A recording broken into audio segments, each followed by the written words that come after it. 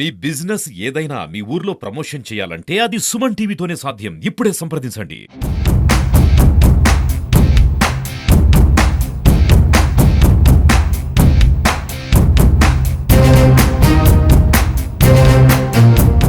కూడాను మేము గమనించింది ఏంటంటే గత 5 సంవత్సరాల్లో మనం ఏదైతే పేపర్లో న్యూస్లో అభివృద్ధి పథకాలు సంక్షేమ పథకాలు చూస్తున్నామో అవి బట్టబయలై కళ్ళారా మనము ప్రజల యొక్క ఆనందంలో ప్రజల ఒక ఉత్సాహంలో మనకి ఇది డైరెక్ట్గా కనపడుతుంది.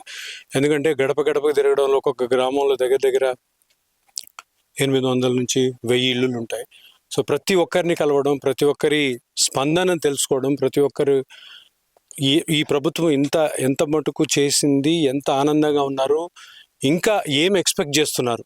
ఎందుకంటే ప్రతి జీవి కూడా ఆశాజీవి. మనం కొన్ని ఇచ్చామంటే జగనన్న ప్రభుత్వంలో కొన్ని మంచి పథకాలు దొరికాయి, మంచి లబ్ధి పొందారంటే ఇంకా ఎక్కువ ఆశిస్తుంటారు. సో ఓవరాల్గా చెప్పాలంటే ఈ 80 రోజులు కూడా చాలా సంతృప్తికరంగా ఉంది. అందరూ బ్రహ్మరథం పడుతున్నారు వైఎస్ఆర్సీపీకి. తిరుగులేని విక్టరీని ఈసారి తప్పకుండా ఆంధ్ర రాష్ట్రము వైఎస్ఆర్సీపీకి ఇస్తుందని బలమైన నమ్మకం ఉంది.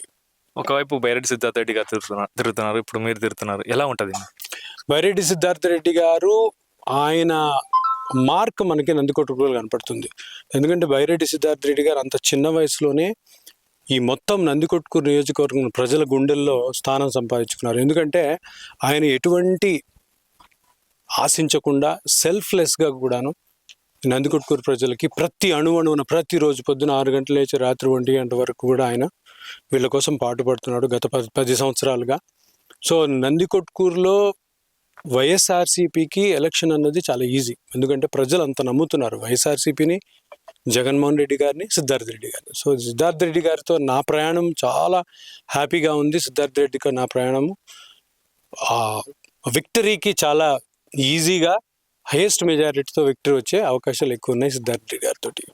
ఇప్పుడు కాంగ్రెస్ పార్టీ, అందులో టీడీపీ, 2 పార్టీలు కూడా ఎలా ఎదుర్కోబోతున్నారు? ఇక్కడ ఎదుర్కోవాల్సిన అవసరమే లేదండి. ఎందుకంటే ఆ 2 పార్టీలు కానీ ఇంకా ఏ పార్టీలు కలిసి వచ్చినా కానీ వైఎస్ఆర్సీకి నందికొట్కూరులో ఎటువంటి ఎదురు లేదు, తిరుగులేదు. ఎందుకంటే ప్రజలందరూ కూడాను నువ్వు ఎన్ని కూటమిలు చేసుకొచ్చినా, ఎన్ని వాగ్దానాలు అబద్ధపు వాగ్దానాలు ఇచ్చినా కూడా నమ్మే పరిస్థితులు లేరు. నందికొట్కూరు వరకు అయితే మటుకు ప్రజలు వైఎస్ఆర్సీపీని, జగన్మోహన్ రెడ్డి గారిని తప్ప వేరే వాళ్ళని రానివ్వరు. వాళ్ళ గురించి వాళ్ళ మాట వినరు, వాళ్ళని నమ్మరు. అంటే నాన్ లోకల్ అని చెప్పి ప్రచారం చేస్తుంటారు దాని మీద. నాన్ లోకల్ అనేది అబద్ధ ప్రచారం. నేను అందుకని దాని గురించి కామెంట్ చేయాలి. నేను సున్నిపెంటలో శ్రీశైలంలోనే పుట్టాను, అక్కడే పెరిగాను. స్కూలింగ్ అక్కడే అయింది, మెడికల్ కాలేజ్ అక్కడైంది, మెడికల్ కాలేజ్ ఎంబీబీఎస్ అయిన తర్వాత ఎండీ ఇక్కడే చేశాను, తర్వాత నందికొట్కూరులోనే పనిచేశాను. తర్వాత ఇంకా ఇంతకంటే ఒక మనిషికి లోకల్ అవ్వడానికి నాకు ఇంకా వేరే కొత్త రూల్స్ ఉన్నాయో నాకు తెలీదు.